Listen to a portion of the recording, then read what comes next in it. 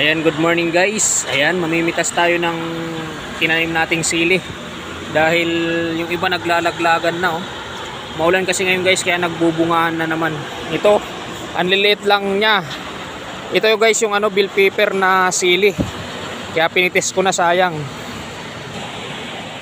Punta naman tayo dun sa kangkong. Ayan, ngayong tag-ulan na maganda yung mga sibol nila ng ng dahon.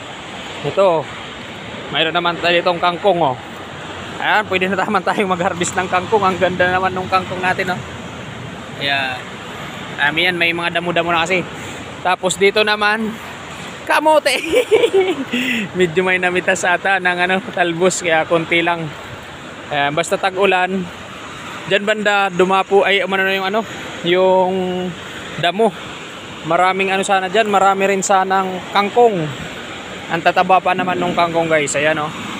Medyo maulan ngayon dito, kaya hinarvest na natin yung sili. Sayang naman. Dahil bukas magluto tayo ng minudo. Pwede na to, kaya igado.